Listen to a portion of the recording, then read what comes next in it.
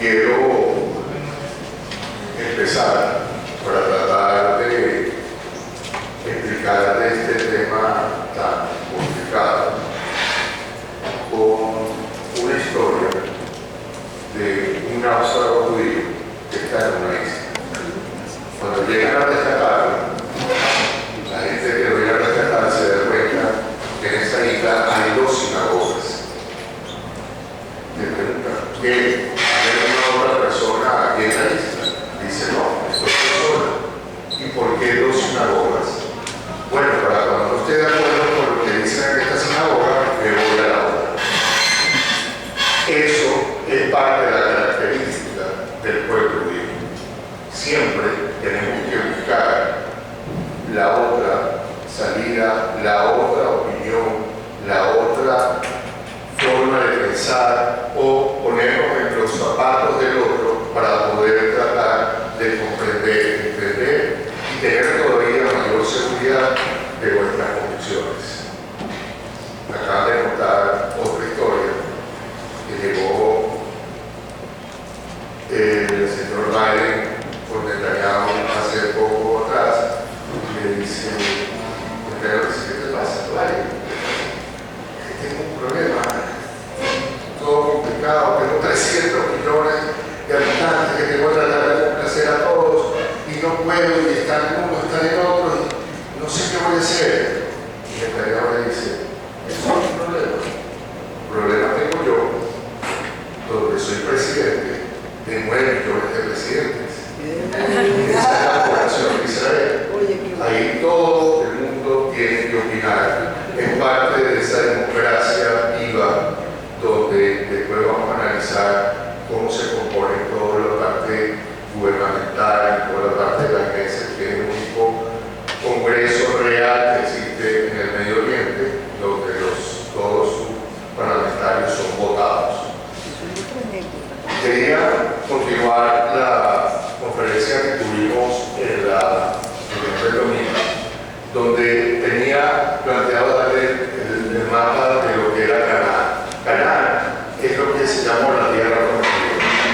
Cuando Abraham decide destruir el negocio de papá de los ídolos, inventa lo de Dios invisible, todopoderoso, omnipresente, y se va y huye de Ur-Caldea, atraviesa todo lo que es la parte del Medio Oriente, de la parte de Irán, hasta llegar a Canaán. Y se establece en Canaán, en donde la primera forma en que se compró un terreno fue cuando Abraham tiene que enterrar a Sara y compra un terreno para hacer la toma de Sara, que por hoy que está también lo que se llama la parte de Samaria. Posteriormente, abuelo de pájaro, vamos al mapa donde están donde se asientan después de la salida de Egipto y de haber vadeado los 40 años en el desierto. Cada una de las tribus se instala en lo que fue después del reinado de Israel, y están con Josué, que es el que puede entrar, porque Moisés no puede cruzar el río de Jordán, como lo llamamos ahora, que era Yardén, de donde viene también el nombre de la palabra hebreo, y Bru, que es Yardén, que cruzaron, que vienen del otro lado, y de ahí viene y Bru, viene la palabra hebreo, porque en realidad lo que eran judíos, que son los hijos de Judá, y Jacob, que cuando después de pelear con el ángel, la palabra asume el nombre de Israel. Israel es el que venció a Dios, y es porque él venció al ángel que vino en un momento a pelear con él. Como ven, hay parte de esta tribu que se llama la Menashe, que la mitad está de este lado, la otra mitad queda de este lado. Después está Gad y Reuben, que están en lo que hoy por hoy se llama Jordania. Vamos a pasar a la siguiente lámina. Acá podemos ver donde esto, que lo vamos a ver más adelante, un poquito más observado, que es Jordania, Amán es la capital. Acá tenemos lo que se llamó el reino de Israel y el reino de Judá. Acá está lo que eran los de Edom, aquí están los filisteos, aquí están parte de los fenicios, y esto es lo que era el reino arameo de Damasco, que se convirtió en Siria. Acá esto es Siria, ¿okay? Esto es lo que que se llama hoy Jordania, esto es Israel y esto es Egipto. Esta franjita que ven acá es lo que estaban los filisteos, que eran los enemigos del rey David. Se deben recordar de la batalla de David contra Goliat, que en ese momento el muchacho con una onda vence al gigante representante guerrero de los filisteos, y creo que es ampliamente conocida la historia. Esto que ven acá fue lo que habíamos hablado, que era Palestina, que fue lo que en algún momento el rey Adriano, el romano, cuando ya estaba harto de las rebeliones de estos judíos tercos que no querían ser dominados por el imperio, que se rebelaron, que vino después Bar y se volvió a rebelar contra el imperio, quiere borrar todo el símbolo de los judíos, sacan a todos los judíos de ese lugar y los dispersan a través de todo el imperio romano, que es parte de la historia del pueblo judío, donde cada judío, cada lugar donde se asentó, tiene una costumbre y un origen y una raíz de donde están, porque viven en los países donde están, comen la comida de donde están. Personalmente, yo soy judío venezolano, pero desde la primera vez que me fui 8 semanas fuera de mi casa, lo que yo extrañaba era mi arepa de reina pepeada y mi cachapa con queso telita. No era ni siquiera la comida que comía en mi casa, sino era lo que yo, agregado de todo lo que yo hacía en mi vida normal como venezolano. Exactamente igual pasa en el momento cuando estamos con la isla de Ágora. ¿Qué sucede? En el año de 1922, en los tratados Sykes-Picot de la Liga de las Naciones, deciden partir la primera partición de lo que fue la Palestina histórica, en donde Transjordania y Cisjordania traen al primo del rey Abdala de Arabia Saudita, Hashemita, y el rey Faisal, y lo ponen a que sea soberano de este territorio, que si ve bien es toda la protección de un oleoducto que iba a terminar en Haifa, que era el puerto que construyeron los británicos para toda la exportación del petróleo del Medio Oriente hacia Europa, sin tener que pasar por lo que era el canal de Suez. Esto lo llaman Transjordania y Cisjordania, de nuevo para tratar de borrar cualquier designio de judíos o de los judíos en este lugar del mapa. ¿Qué sucede? El 80% de los pobladores de Jordania son beduinos, originarios de ese lugar, y el 20% son hashemitas que vienen al momento a reinar sobre este territorio. Estando acá, de nuevo, el imperio británico, dueño de esto, que le llaman la Palestina, que viene de la segunda partición en el año 1947 por las Naciones Unidas.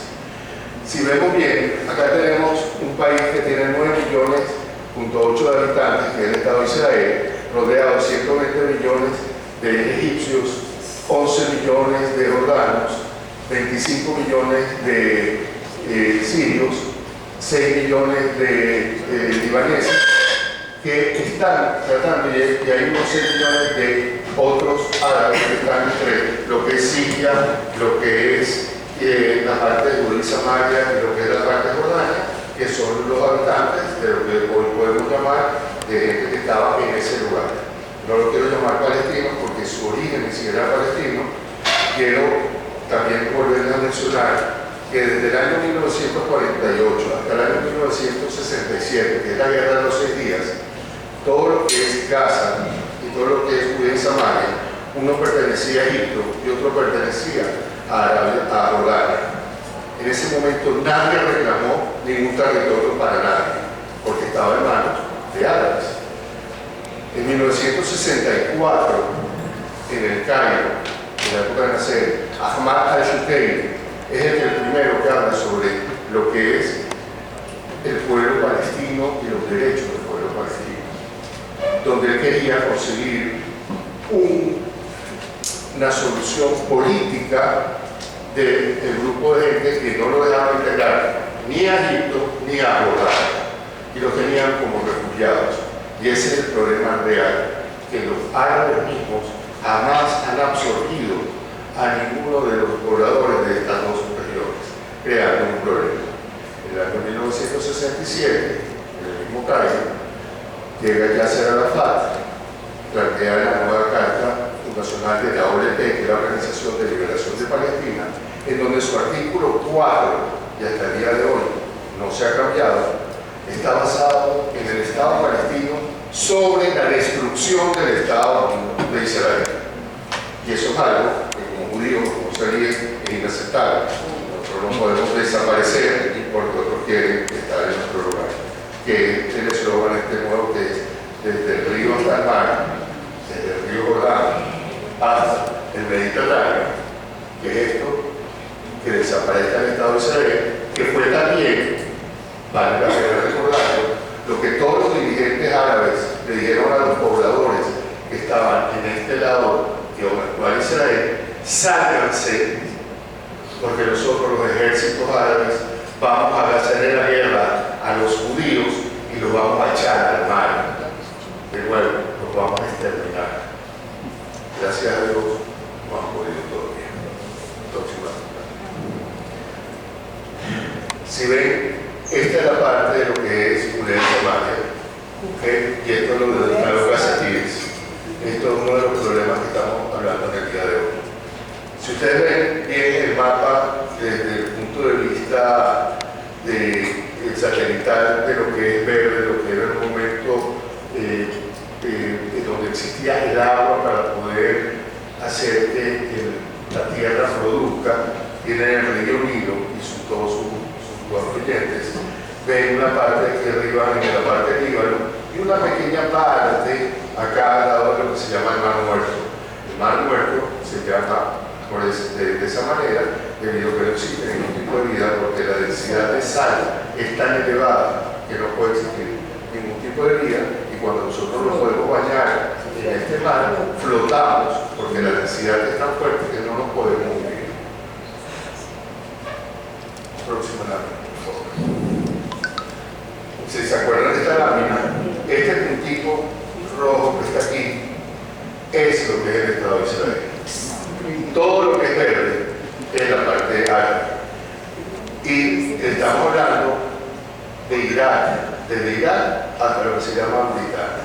No estoy tomando Irán porque Irán en realidad es persa, es otro tipo de también gente que vive en la parte del Medio Oriente, pero no está llamado como el mundo árabe. El mundo persa es otro nivel, o vamos a poner otra característica de esta gente, que la próxima semana, cuando volvamos a reunirnos, vamos a estar festejando la fiesta de Purim, que es una primicia.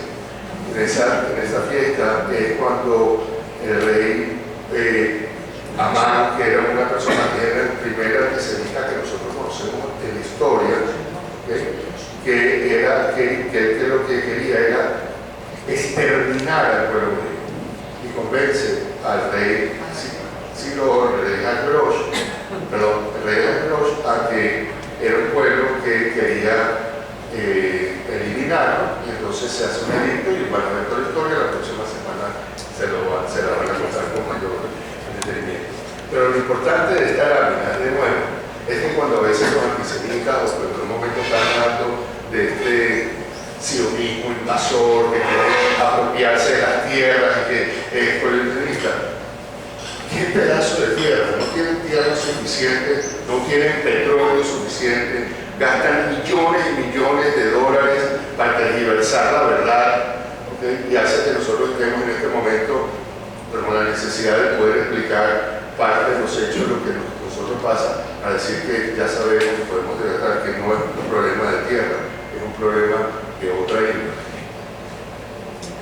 Acá podemos ver unas monedas que datan del año 132 de la era común, en donde están escritas tanto en árabe como en hebreo y hablan sobre la victoria de nosotros sobre la independencia de lo que ellos llamaron los romanos Palestina. Cabe destacar que hasta el día de hoy, en todas las ciudades, en todas las direcciones, en todas las monedas del Estado de Israel están en hebreo, en árabe y en inglés. Para que nadie se quede sin poder entender, nadie se pierda y que un respeto y una tolerancia creo que es digna de resaltar. Vamos a ver una serie de personas, quiero que vean la diferencia entre unos y otros, que son los precursores de lo que es la parte del movimiento sionista.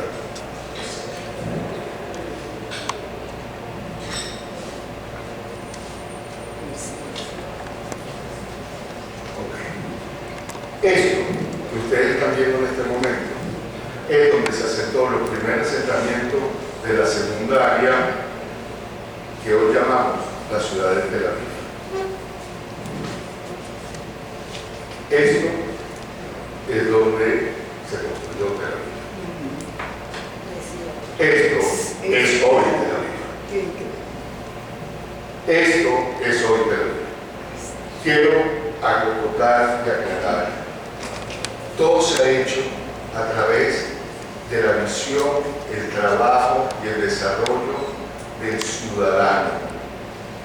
El pueblo de Israel está compuesto por ciudadanos, donde todos entendemos que tenemos derechos y tenemos deberes.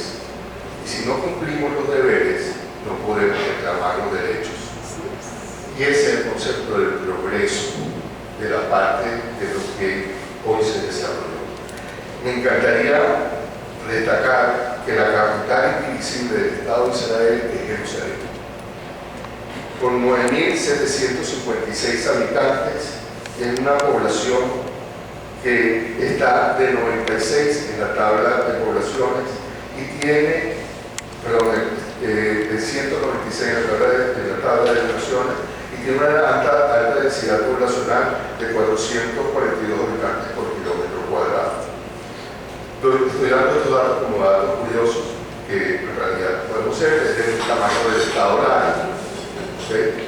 Ocupa el 25% del centimetraje de la noticia del mundo de los periódicos, siendo más pequeña, porque cada vez que pasa algo tiene que reflejar que algo se tiene que utilizar. Seguimos adelante. Esta es la población que está compuesta de Israel. El 74% de la población es judía, el 21% es árabe y el otro 5% es de otro tipo de nacionalidad o de creencia religiosa. Podemos pasar al próximo. Entre la parte de lo que es lo judío, que es el 74%, el 52% es Ashkenazí, el 33% es separadismo israelí, como voy a llamar, la otra viene de parte de Rusia, otra parte son mixtas europeas, vamos a llamar de la parte sur de Europa o centro. Hay una parte que no se puede hablar de técnica, de su etnia real. De etíopes hay 0,1%, con una operación Moisés que se tuvo que rescatar, que se llama la alfombra Moisés, donde la población de Etiopía se estaba muriendo porque había una falta de lluvia y falta de agua que se volvió sequía, y por eso es importante, y el Estado de Israel tuvo que pagarle al presidente etíope para poder rescatar y llevarse a los etíopes de ahí, y los fueron y se absorbieron al Estado de Israel de nuevo en esa campaña de adopción, donde no existe ningún tipo de refugiados. Y que lo podemos tener. Aquí pueden ver más o menos lo que es la parte de la visión de los que habitan en el Estado de Israel. Cabe destacar que hay diferencias, o sea, para ser judío, que el mito de que una raza no existe, existe de todo tipo de colores de piel, de forma de pensar. También, de nuevo, esa riqueza que ha dado la diáspora judía al pueblo judío es algo que ha sabido capitalizar el Estado de Israel. Una de las cosas que aglutina toda esa sociedad variopinta es el ejército que Israel se ha visto obligado a tener para defenderse de sus enemigos. Tenemos que pensar que cualquier joven de 76 años de edad, desde que nació, vive en guerra. Desde que nació, su existencia está siendo vulnerable, se tiene que sentir vulnerable y tiene que buscar la forma de defenderse y de subsistir y además crear. Es por eso que entre el 12 y el 15% del presupuesto anual del Estado de Israel se dedica a la defensa. Y 12 y 15% de toda la defensa es un número muy elevado. Pero lo más importante y lo más resaltante es que entre un 15 y un 17% se dedica a la educación, en donde el alfabetismo es casi nulo en el Estado de Israel, en donde los etíopes que llegaron, que tal vez no sabían, no tenían conocimiento del idioma, en menos de 3 meses ya tenían la posibilidad de comunicarse en hebreo por todos los campañas, todos los procesos que existen de enseñanza del idioma y toda la parte de lo que desarrolla el Estado para su absorción. Es importante que, siendo ese número elevado en la educación, el 10 y el 12% se dedica a la salud, en donde la salud es pública de buena calidad.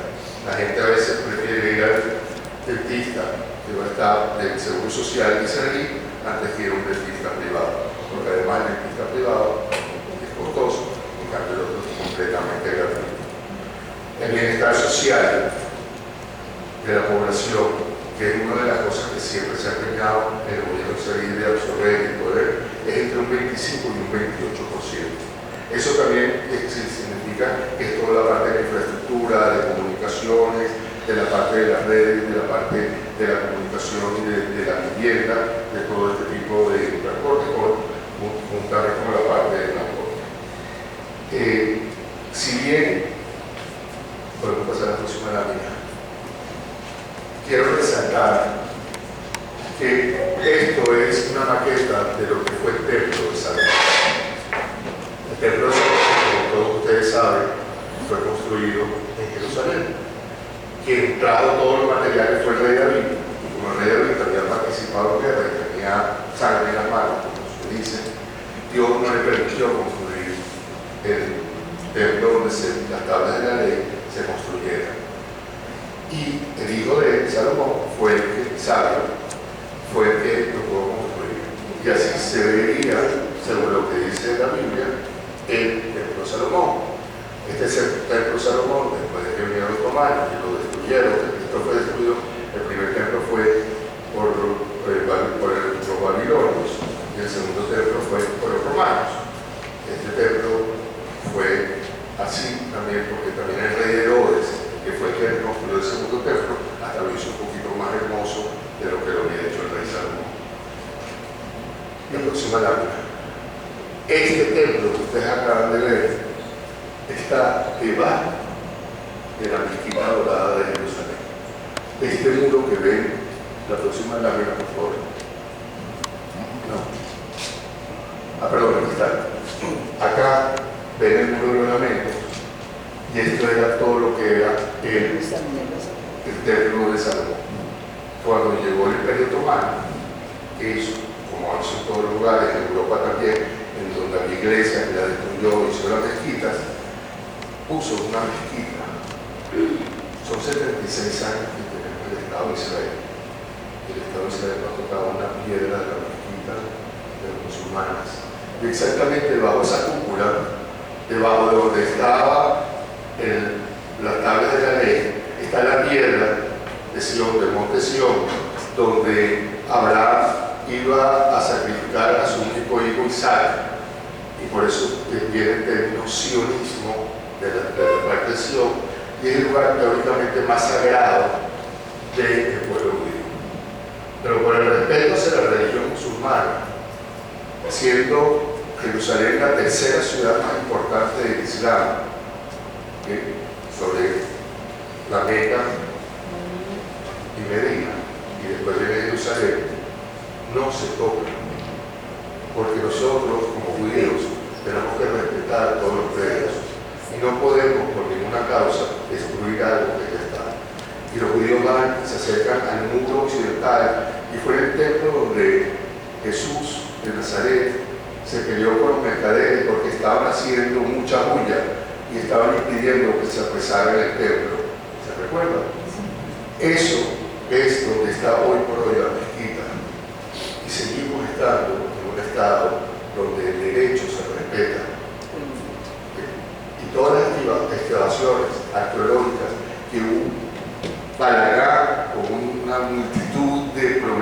y de prensa y todo lo demás, que en el mundo árabe se estaba negando que podamos hacer sacrilegio en los pueblos, en el lugar sagrado del Islam que está por debajo, es donde está toda la estructura del templo, de la maqueta del templo que les acabo de mostrar. Es importante que nosotros veamos que esta sociedad que es tan difícil de manejar, en donde hay un parlamento que tiene 120 escaños, en donde se necesitan por lo menos 62 escaños en este parlamento, existen los únicos parlamentarios árabes en todo el Medio Oriente, elegidos por los árabes israelíes para que representen sus derechos y en el gobierno de Israel, en donde un parlamentario árabe se puede parar y exigirle al primer ministro renuncia, puede pararse y hasta insultar al primer ministro, porque esa es parte de la democracia, en donde judíos religiosos ortodoxos, judíos religiosos medios, judíos religiosos reformistas, judíos laicos, vamos a poner así, católicos, árabes, tienen representación y tienen que hacerse todos esos convenios para poder estar en el gobierno. Y eso es lo que también hace muy difícil todo este tipo de forma de gobernar. Es importante también mencionar que Jonathan, pero que Netanyahu es el primer ministro con mayor años de servicio en el Estado de Israel. Y David murió, igualmente, de los tantos años como ha tenido él en todas sus reelecciones. Se definen también hay dos partes, los halcones y las palomas, eran la parte de lo que está en este gobierno de Israel. Y como dije, es muy complicado poder explicar todo lo que es Israel, toda esta parte, pero quiero hablar ahorita de lo que es la parte moderna. Se basa en una sociedad donde el voluntariado hace que el ciudadano sea diferente. El 25% de la población trabaja de forma voluntaria en las diferentes áreas de la sociedad. De este 25%, el 40% son jóvenes hasta los 21 años de edad. ¿Qué significa ser voluntario en Ciudadano? Es por lo menos dedicar 4 horas a la semana de trabajo voluntario. Como se dice, el 38% son entre personas entre 21 años de edad y 60 años. Y el 22% son mayores de 60 años. El voluntariado llega a niveles inimaginables. El 25% de las acciones de los voluntarios son dedicadas a los ancianos. El otro 25% son a los niños desamparados o con problemas que hoy por hoy, según la alimentación, tenemos muchos problemas de forma de conducta de nuestros jóvenes niños. El 12% son a los centros comunitarios y el 38% está dedicado a todo lo que es la parte de la salud y la parte de los desamparados. Una de las características hasta donde llega la parte voluntaria, hay un grupo de gente que se dedica todas las mañanas de llamar a las personas, a los ancianos que viven solos, que su temor más grande es morirse mientras están durmiendo y que no lo descubran hasta tiempo después de que dejaron de estar en este plano. Entonces lo único que hacen es llamar, si buenos días, ¿cómo estás? ¿Cómo dormiste? Mañana te vuelvo a llamar, chao. Y hacen que los sueños de esta gente adulta puedan ser tranquilos y puedan tener la certeza de poder vivir, ¿cómo se llama?, en paz en un lugar que está muy complejo de poder. Hay voluntariados que van y visitan a los presos. Hay voluntariados que van y ayudan a los árabes, a los niños árabes de los que tienen problemas israelíes a desarrollarse como ciudadanos dentro de Israel. Hay trabajos en donde se absorbe y se hace que la gente que está llegando a vivir a Israel se sienta más rápido en casa y pueda comprender y entender todo lo que está alrededor de su zona para que pueda tener una vida normal y sin de problema en la parte de estar trabajando y estar viviendo en ese lugar. Israel creó la Universidad de Tel Aviv casi 70 años de la creación del mismo Estado o la independencia de este Estado. Nosotros hablamos de la creación del Estado de Israel en el año 1948, la partición de Palestina en el 47 de las Naciones Unidas. Pero en realidad fue un movimiento que era independentista contra un imperio que era el Imperio Británico, que tuvo el conjunto de las naciones que hacer para que los ingleses salgan relativamente pacíficamente del lugar, sí es cierto, pero en realidad fue un movimiento de liberación en donde había diferentes facciones, de nuevo por las diferentes características de cada uno de los grupos judíos que estaban queriendo tener el Estado de Israel. La Universidad Hebrea de Jerusalén fue hecha más de 90 años antes de la misma creación. Entonces, donde hablamos de nuevo que la educación es base del judaísmo, es base de lo que hoy es el Estado de Israel, que es el único Estado judío en toda la Liga de las Naciones.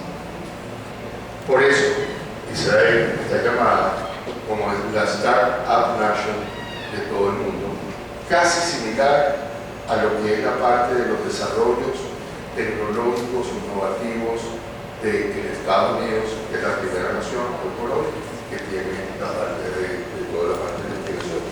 Por eso es que Intel, como otras, está basada en lo que se llama el Silicon Valley del Medio Oriente, que es Israel.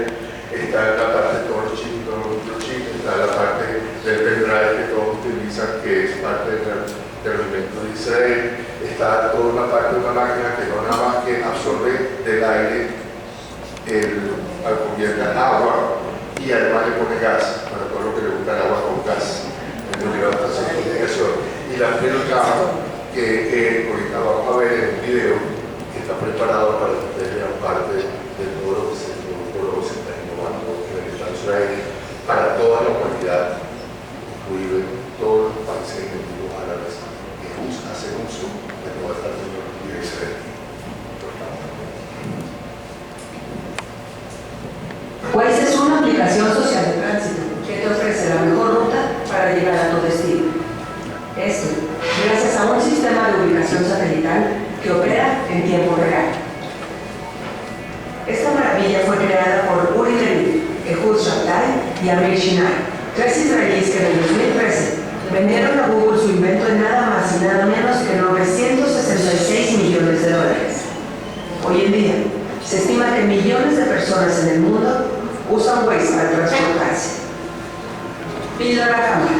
El 60% de los cánceres de colon en el mundo se detectan en una etapa tardía, por lo que solo el 5% de estos casos sobreviven a la enfermedad. Esto se debe a que la mayor parte de la gente prefiere evitar realizarse el estudio de la colonoscopía por el procedimiento incómodo y complicado que ello implica. La empresa israelí Given Imagine creó la píldora cámara ingerible, la cual tiene luz, batería y permite grabar todo el tracto digestivo, logrando detectar cualquier anomalía de una forma más cómoda y menos invasiva. Sensor de respiración. Uno de los mayores temores que puede existir en los padres de familia de un bebé es vivir la muerte súbita de un hijo. No tiene un origen definido, lo que convierte a este evento en una angustia que nadie quiere imaginar. La empresa israelí Hisense desarrolló un sensor que detecta cuando un bebé deja de respirar.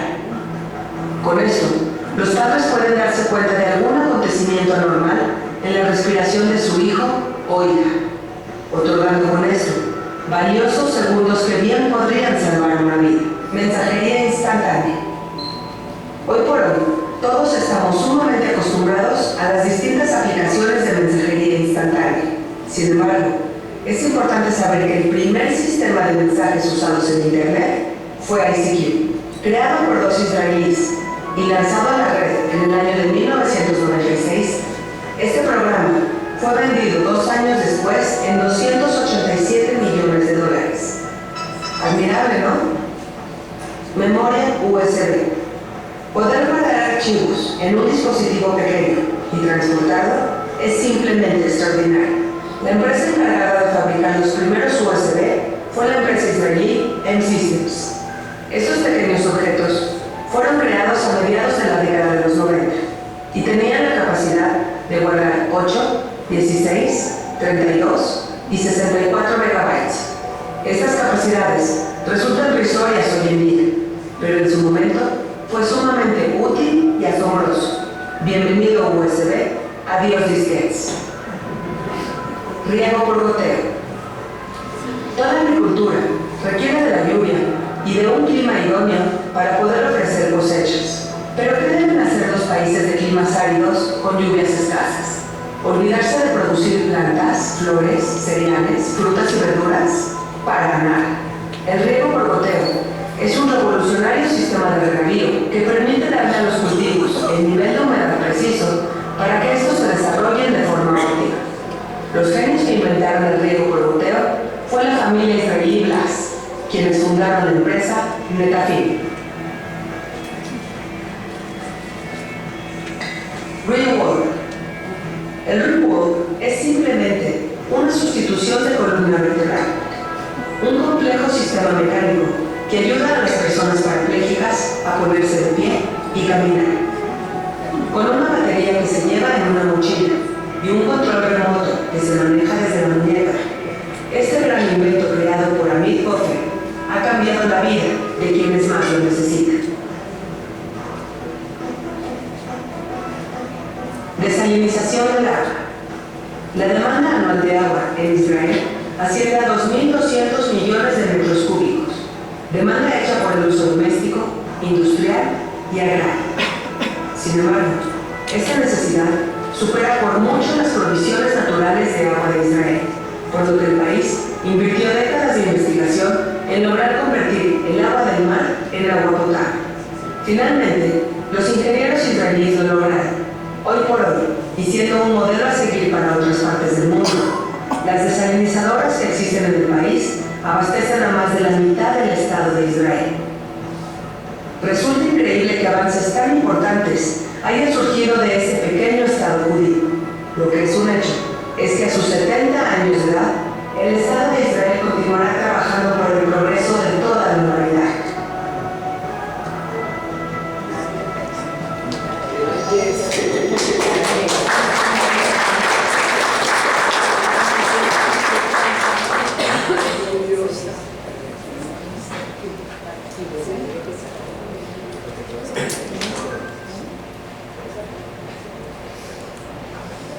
La Feria de Tecnología más importante del mundo, CES 2025, ya comenzó. Y estas son 5 innovaciones israelíes que debes conocer. Sigo Iris. Si los mosquitos te molestan, no debes dormir. Sigo Iris es un dispositivo que mediante inteligencia artificial y traqueo láser promete detectarlos y eliminarlos antes de que te lleguen. Spice. Es un dispensador inteligente de especies en cápsulas intercambiables que la receta que estás preparando y te asegura darle a tus platillos el sazón adecuado. Temperamento. Sirve cebar con insulina o proteína a todos lados. Vivicap y Viviepi son estuches térmicos que afirman mantener protegidos los medicamentos de temperaturas extremas y accidentes.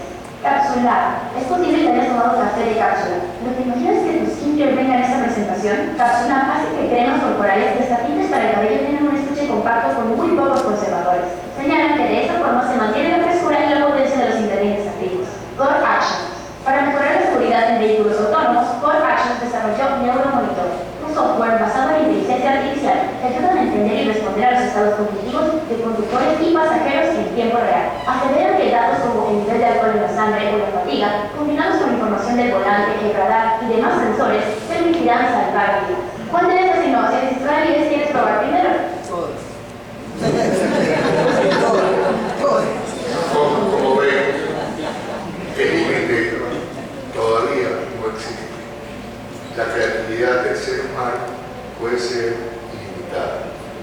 Estamos hablando de una sociedad que está en guerra, hablamos de una sociedad que en estos momentos la población del norte está viviendo en el centro del país, la población del sur está viviendo en el centro del país, porque todavía no pueden regresar a sus casas.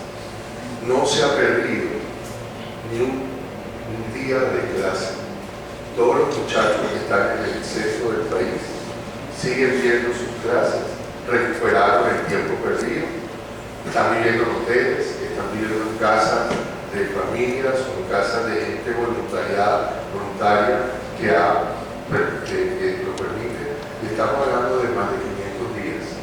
Yo me acuerdo que las visitas eran como el pescado, no ese día. A partir del tercer día ya fue en el mar, ¿verdad? Estamos hablando de 500 días, de más de 500 días, que una sociedad solidaria sigue trabajando, en donde se sigue produciendo, en donde se sigue creando. 76 años del nuevo Estado de Israel, 10 inventos más.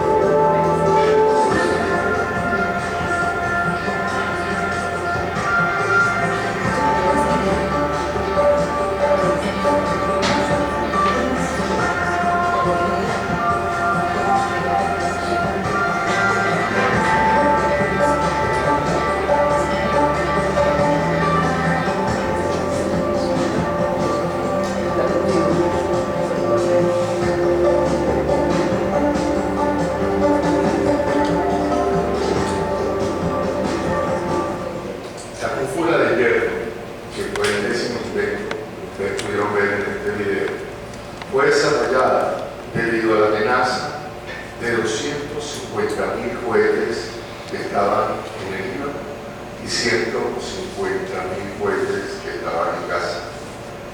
Como la vida es lo más preciado que existe en el pueblo, tenemos que protegerla.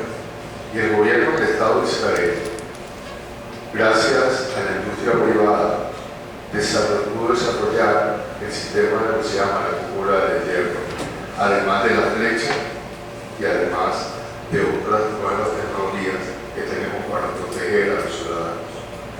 Si se hubiese permitido que todos los cohetes que se dispararon hacia el Estado de Israel, civiles inocentes, en un número inimaginable, no estarían vivos en este momento.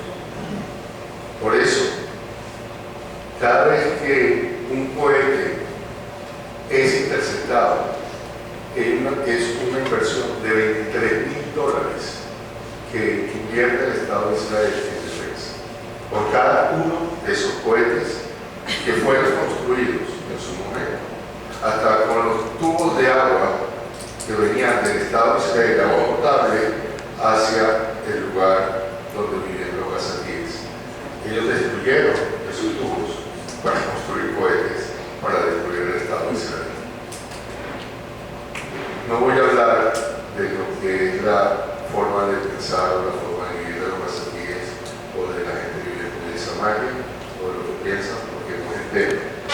Pero quiero hacer referencia que el Estado de Israel invierte para la parte de agricultura, hoy por hoy, solo el 2 y el 3%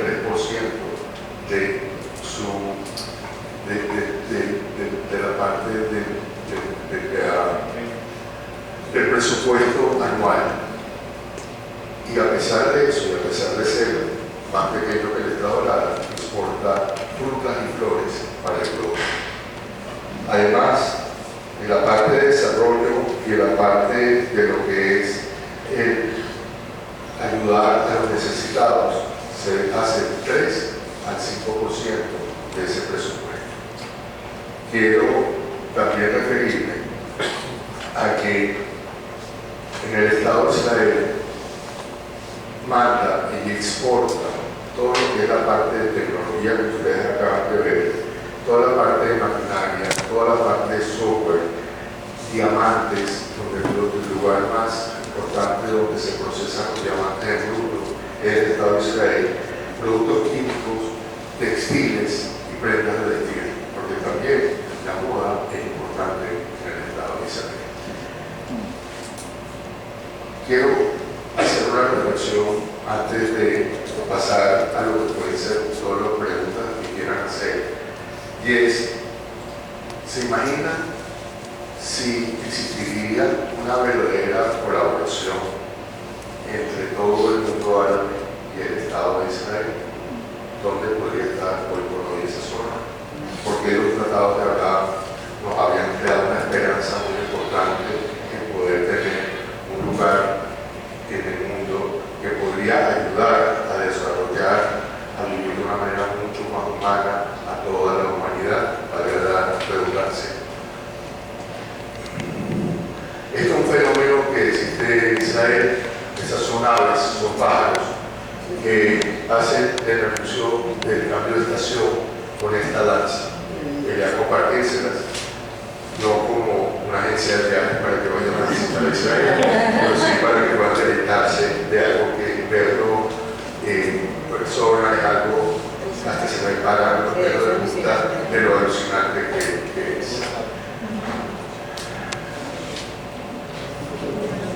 Pueden pasar a la...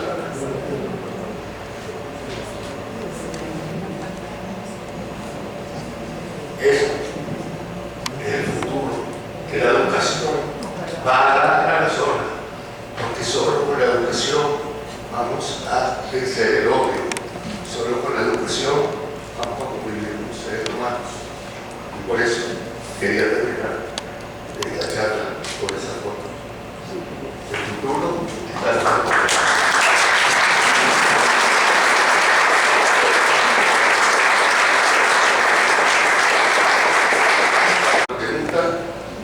que le quiero hacer al micrófono, que la pueden hacer cualquier tipo de pregunta, estamos entre amigos y cualquier duda que podamos aclarar lo vamos a hacer. A mí lo que me sorprendió es que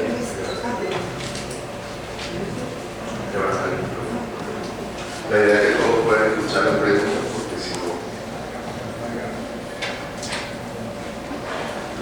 si las personas que quieren preguntar pueden irse acercando acá. Tengo una pregunta acerca de la cúpula de Sevilla. Si no me equivoco, esa cúpula se mostró a la bandera de Hamas, o se mostró durante un tiempo esa cúpula, y también hubo una manifestación de este grupo, o gente de su apoyo, que se mostró esta cúpula de fondo. ¿Por qué es tan importante esa mezquita para ellos, para que sea su símbolo principal o su declaración principal? Te voy a responder una pregunta y la voy a ampliar un poquito más.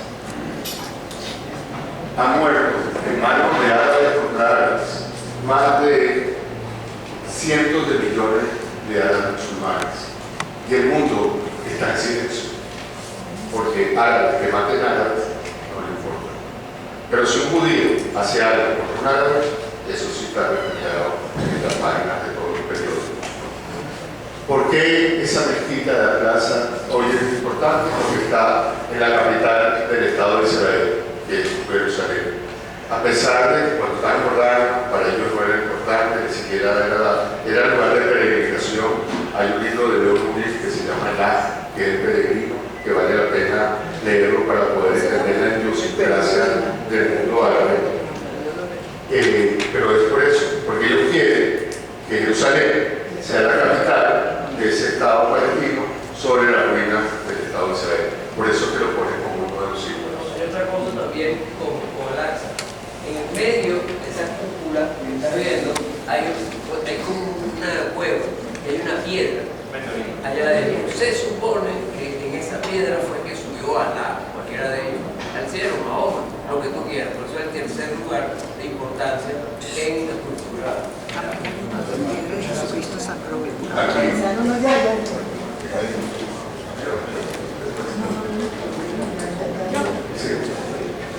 Bueno, yo quiero hacer la siguiente acotación también. Mucha de la tierra que tenemos fue comprada a los árabes vísperas de la creación del Estado de Israel.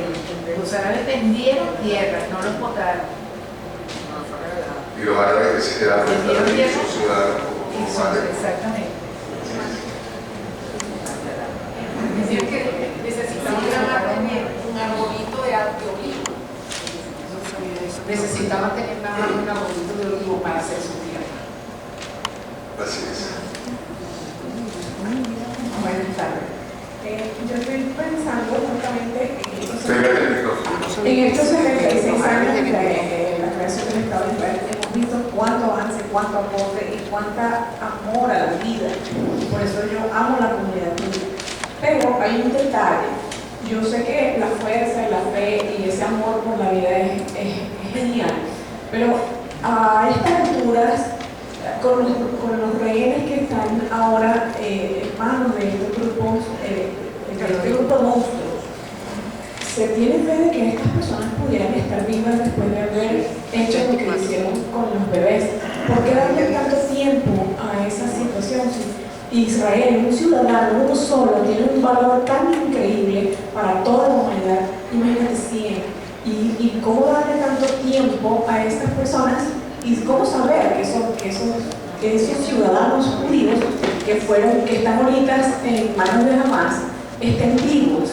¿Y cuál sería la reacción para esa situación? Porque yo este es el día que me pregunto, ¿cómo confiar en un grupo de monstruos si viven lo que hicieron de que estas personas van a retornar vivos?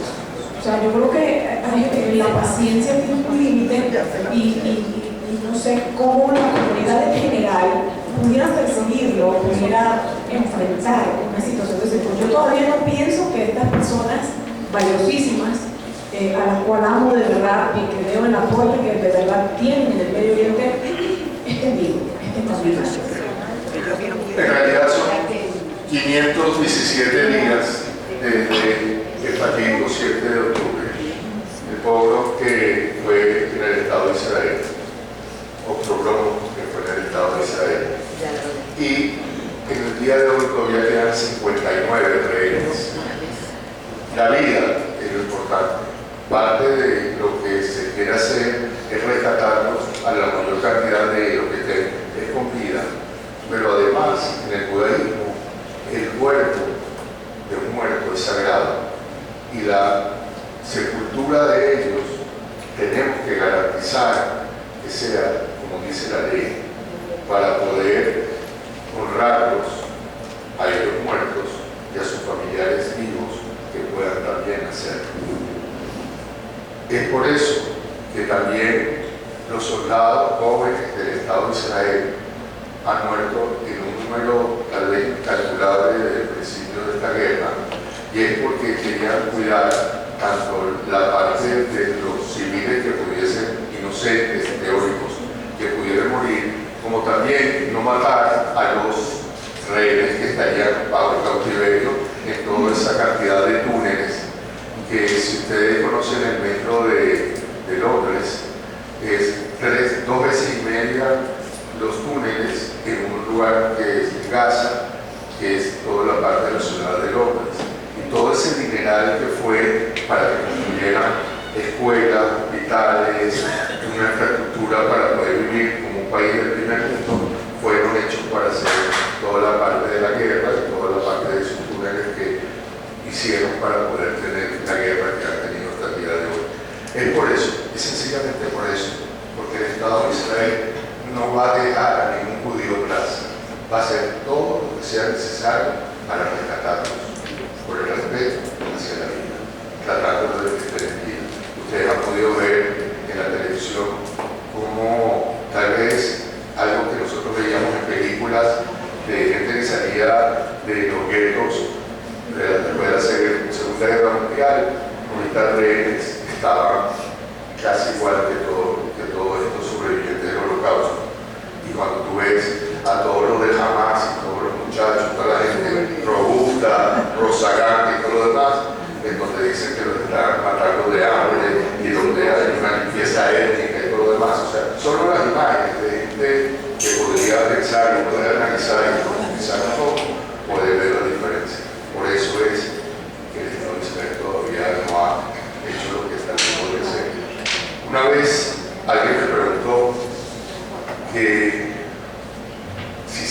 tiene la bomba atómica, por qué no vuela a todo, por qué no hace lo que tiene que hacer. Pero el valor moral y ético del Estado de Israel impide, y ningún país árabe se ve amenazado por el poderío tal vez nuclear que tenga el Estado de Israel. Pero sí lo tenemos para poderlo defender, para poder demostrar una fuerza que es parte del lenguaje que en el Medio Oriente se entiende. O sea, tratar de analizar el problema del Medio Oriente con una mentalidad occidental es cometer un error de base. El Medio Oriente tiene una forma de pensar diferente, una forma de actuar diferente. Lo que pueda leer el Corán, lo que pueda leer todas las partes. Yo puedo negociar hasta que yo sea, que es la parte árabe, hasta que yo sea suficientemente fuerte para conquistarla. Mientras que estoy dominado por los demás y tengo que negociar, estoy obligado a negociar. De todas maneras, va a haber una conferencia en el seminario que va a dictar el embajador José Sancinera del mundo árabe, ¿sí? Entonces, ahí vamos a poder ver toda la diferencia entre los chiitas, sunitas, alawitas, persas y todas las formas de pensar, que nos va a dar también un poco más de elementos. Sí, hablando de pregunta Mayo. Una pregunta. Entonces, ya te va a dar el micrófono para que te oiga. No, pero si hay más preguntas. ¿Hay alguna otra pregunta? Allá. ¿Cuál es su? Allá.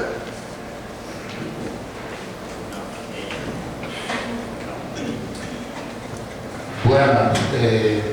La violación y repudiación de los acuerdos de Oslo por Hamas y otras entidades palestinas no le revierte legalmente la posesión de territorio israelí. O sea, Judea y Samaria, por cierto, no lo llaman West Bank, Judea y Samaria y Gaza, no se le devuelve a Israel, o sea, base a la violación de los términos de Oslo. No, los términos, las negociaciones de Oslo fue con la autoridad palestina. No estaba jamás en ese momento como jefe o del representante de ellos. Hay 5 veces que se han tratado de llegar a acuerdos y las 5 veces han pateado la mesa, porque si hacen paz, todas las fortunas que tienen muchos de ellos dejarían de llegar a esos territorios. Entonces sería un estado árabe más de toda la zona. Yo siempre he querido y planteaba en algún momento en mi ilusión de que se creara un estado y que se crearan 2 estados uno al lado del otro, como podemos estar hablando con Jordania, con Egipto, con todo lo demás, y pudiera normalizar la situación y sería más fácil hasta luchar contra ejércitos. Pero estamos luchando contra terroristas. Hoy además tienen un uniforme y si lo ven, bien planchaditos, bien bonitos, todo impecable, haciendo unos shows mediáticos impresionantes, burlándose de los muertos. Y el Estado de Israel, en parte, necesita que se solucione ese problema. No podemos seguir viviendo en este estado en lo que está.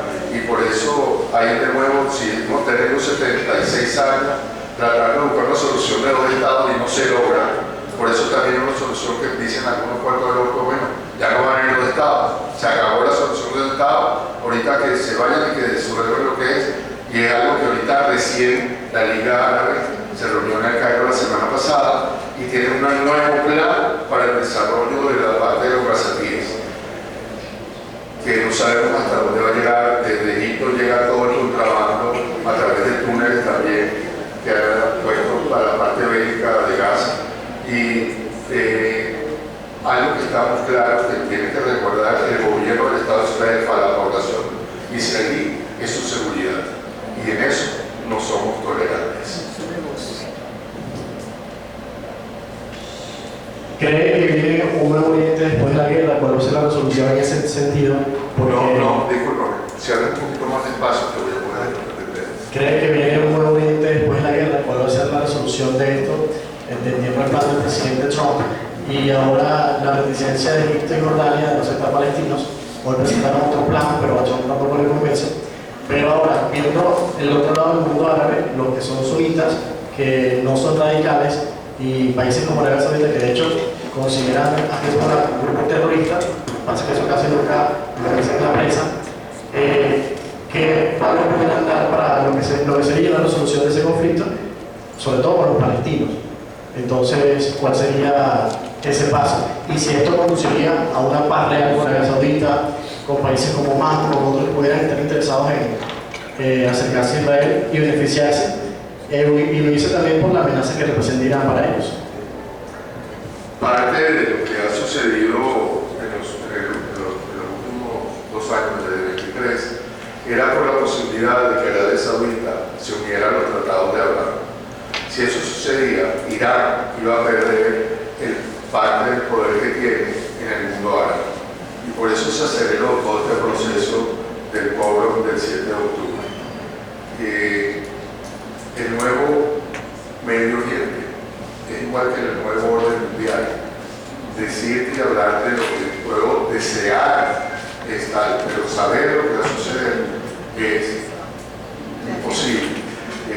Estamos en una zona muy explosiva, con muchísimo dinero. Ustedes ven gente de diferentes sexos defendiendo al Hamas, de cualquiera de ellos, de los LGBT y todo lo que quieran, llegarían a Gaza y serían tirados desde el techo de los edificios hacia abajo, porque la homosexualidad no está permitida y ellos están gritando desde el río al mar.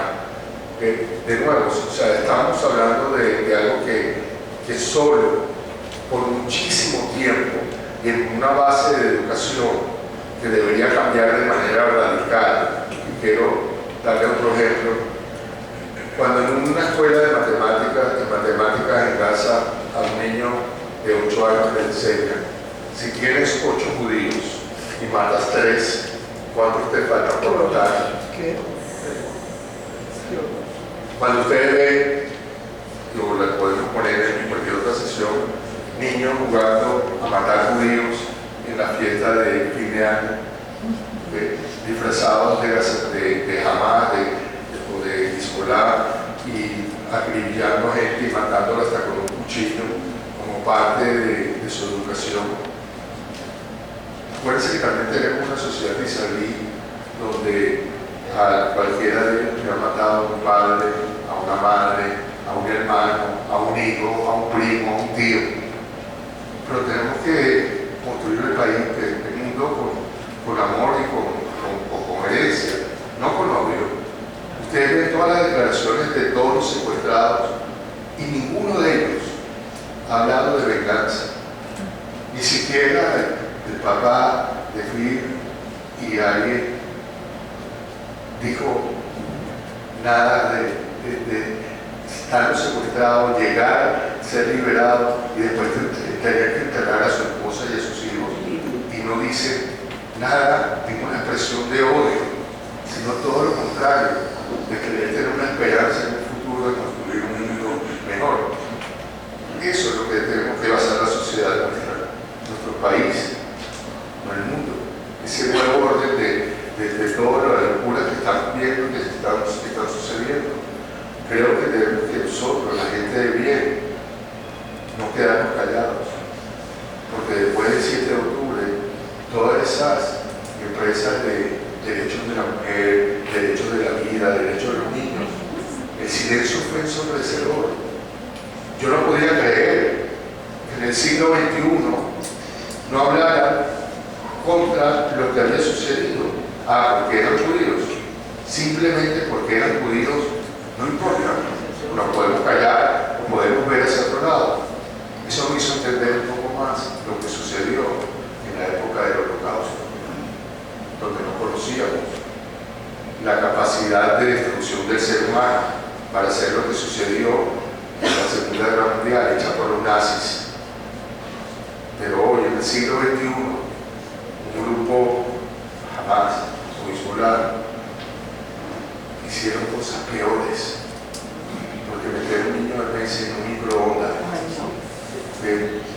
y prenderlo y filmarlo y mostrarlo al mundo, ¿okay? Con el honor y el orgullo de que lo que están haciendo es eso, y que nadie diga nada. Tenemos que revisarnos, tenemos que minorías, no de locos que están con planes, con cosas. Y esa es parte de esto, o sea, la idea es también que nos conozcan. Nosotros entendemos que la comunidad judía venezolana, puedan haber, en algún momento cuando el doctor Hernández me llamó a hablar sobre los judíos de Venezuela, lo que hemos hecho los judíos de Venezuela, ¿quiénes somos? Somos gente de carne y piel, igualito que ustedes, me puedo comenzar de sangre roja, igualito. Fuego, trompo, mezcla y perinola. Y si de repente alguien decide que los judíos no son bienvenidos en Venezuela, ¿qué hago con mis abuelos, mi abuelo y mis padres que están enterrados en el país? En este país, mi país. Va a haber silencio también. Si logra venir un gobierno X que decide expulsar a los judíos de Venezuela, ¿qué va a pasar? Porque acaba de pasar algo terrible. El silencio gigantesco. Y me disculpan que se lo diga a ustedes, pero se lo tengo que decir a mis amigos. Se lo tengo que decir a mis amigos, no se lo puedo decir a mis enemigos. Y no quiero convencer a los antisemitas, los que son por convicción, para que están perdidos. Pero hay otros que están desinformados o que están informados, mal informados con todas las mentiras con las cuales tengo que presentarles mi verdad y que la gente pueda decidir tomar los caminos para poder hacer y copiar lo que debemos copiar para nuestro país, porque Venezuela es rica en todo, hasta en su gente. Y tenemos tantas otras cosas y tantas experiencias que la necesidad hace, porque el Estado de Israel produce 0 barriles de petróleo al día. No existe petróleo en Israel. Lo que existe es innovación, tesón, trabajo, constancia y deseo de superación. Eso es lo que es. Eso es lo que es. Aquí se ha hecho una cantidad de cosas a través de empresas israelíes que desarrollaron hasta el mismo CTV, la Estadio de Israel, desarrolló toda la parte en algún momento de los trabajadores de Venezuela. Acá hubo unas haciendas que se llamaban Shalom en el estado Suárez, que producían unas papallitas, más de ustedes vieron unas papallitas que entraban como una caneta, como toda una cosa de huevo, todas del mismo tamaño. ¿Y saben cuál fue el problema de los ingenieros agrónomos que llegaron a Israel? No sabían qué hacer con tanta agua y tuvieron que sembrar todo eso a centímetros de la tierra para que poder controlar el nivel de agua para poder producir. Imagínense, lo que ahora una semilla de una mandarina y la tiramos a la tienda de nuestra casa, ya al año tenemos un árbol de mandarinas. Ahí hay que trabajar, hay que hacer las cosas para poder lograrlo. Creo que hay una pregunta.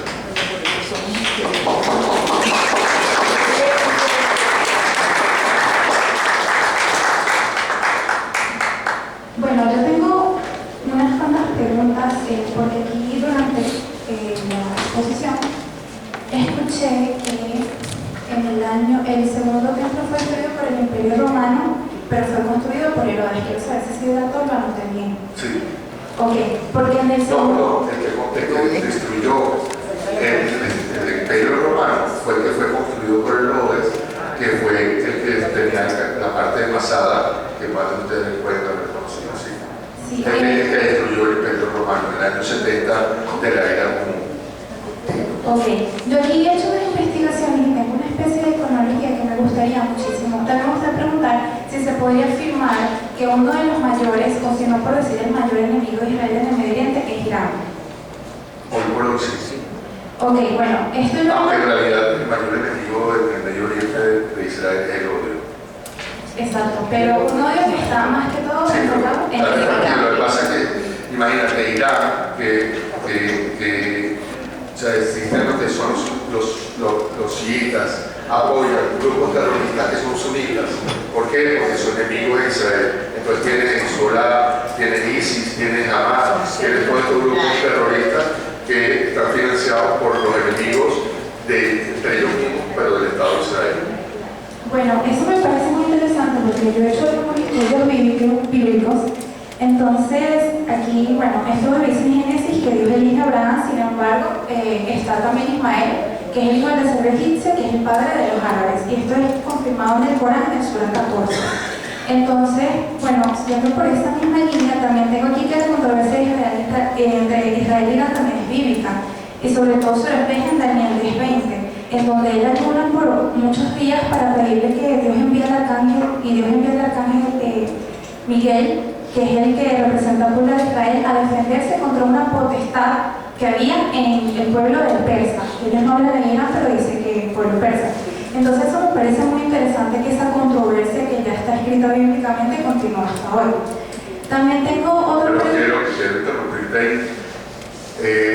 Ciro, que era de los persas, de este imperio que permitió el regreso de los judíos a la tierra de Israel para reconstruirse y para estar, dicen que era descendiente de la reina Esther por Ahasverosh, que era el rey de los persas que estuvieron en su momento con Amán, que fue el que quiso aniquilar a los judíos en este imperio. Y quiero también decirle que Jacob tuvo un hermano que se llamó Esaú, que también tuvieron conflictos, igual que también si vamos más atrás en una parte de la Biblia, Caín mató a Abel. Sí, entonces siempre hay como esa especie de complicidad. Por ejemplo, aquí tengo que en los años 70 comienza a ser un factor político, y lo que se comienza a ver como un factor político lo que es Hamas. Jamás en los años 70 no existía. Y aquí tengo que en los años 80 la izquierda israelí propuso dialogar. Siempre se ha dialogado, pero recuérdate que los tratados de paz los han hecho los halcones, no las palomas. La izquierda es lo que se llama las palomas, y lo que es centro-derecha son los halcones. Entonces, cuando Menachem Begin hace la paz, o crea la paz, o Isaac Rabin hace la paz con Arafat en Camp David, todo esto el Estado de Israel hace todo, ya se han tratado de sacrificar una cantidad de cosas para la paz. En la misma, como dijo el señor atrás, en toda la negociación ha sido parte de Jerusalén para que sea parte de ese Estado palestino, en aras de la paz, y volvieron a patear la mesa. Exacto. Y por ejemplo, aquí en este caso el primer ministro Sartamí, que según la información que yo tengo, que había escuchado en una conferencia igual por parte de un judío de la izquierda israelí, que no me acuerdo su nombre ahorita, pero es bastante importante en la Argentina, cómo se ve este ministro, y Sartamí fue asesinado el 4 de noviembre por un ultranacionalista. ¿Cómo se recuerda a esa persona en este momento en Israel? ¿Cuáles son las diferentes perspectivas de este primer ministro que estuvo bajo este atentado? Y me gustaría saber sobre eso. Isaac Rabin visitó Venezuela. Isaac Rabin, si era un hombre de la paz, era amante de la paz, sí fue asesinado por otro judío. Una de las manchas negras de la historia del pueblo judío, en realidad. Nosotros no creemos en asesinar o matar a través por las ideas. De hecho, él estuvo preso y ha estado preso por asesinato. Shimon Peres, que era uno de los compañeros de Isaac Rabin, que también fue presidente del Estado de Israel, y un amante de la paz, también visitó Venezuela. Y creo que existe, de nuevo, ¿cómo podemos esperar de jóvenes de 76 años que desde que nacen están en guerra, entre que tal vez la tolerancia y la paciencia se pierden? Somos seres humanos con errores. Yo no quise presentar un estado perfecto, traté de demostrar que no lo es, pero somos un grupo de seres humanos que creemos en la vida, en el desarrollo, y que esa es la parte de nuestro judaísmo, porque lo que me liga a mí con el Estado de Israel son una serie de principios morales, éticos, familiares, religiosos. Yo rezo mirando a Jerusalén. Yo todos los años en el Seder de Pesa, cuando termino, digo Bashaná, Abad y Shaddai. El próximo año voy a estar en Jerusalén. Y es parte de eso, y es parte de que lo que Jerusalén me da a mí es esos principios morales y éticos, y eso que me hace poder estar frente a ustedes con la cara de frente, mirando a cada uno de ustedes con los ojos, de que creo que es el camino donde todos nosotros, y donde me hace respetarme a mí para que cada uno de ustedes sea el mejor católico posible, el mejor cristiano posible, el mejor musulmán posible, porque eso está en el plan de Dios.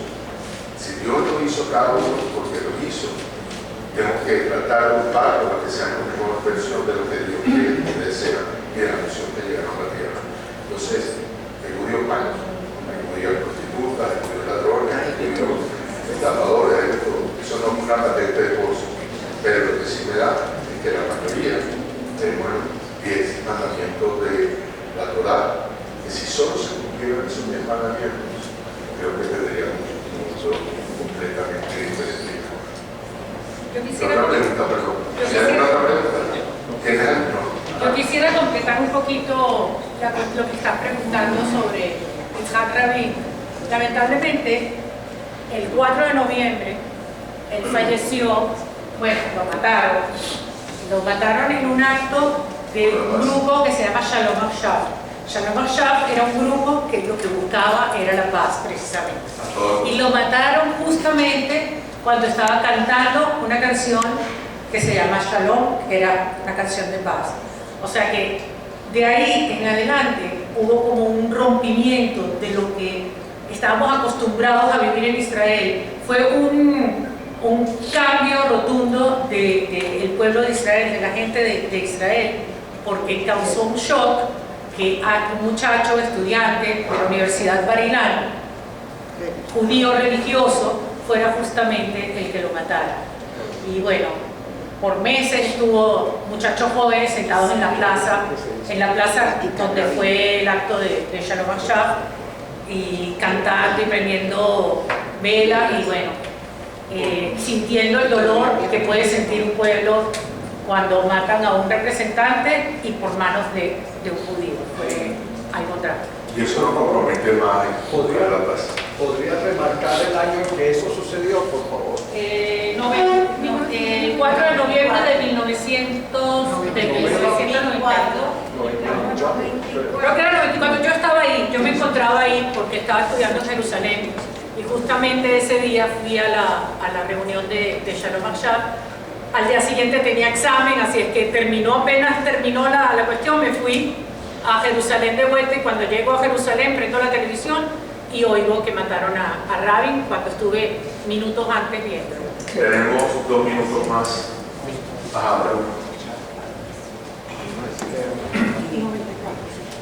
Yo quisiera remarcar algo y también para darle idea a lo que la joven dijo.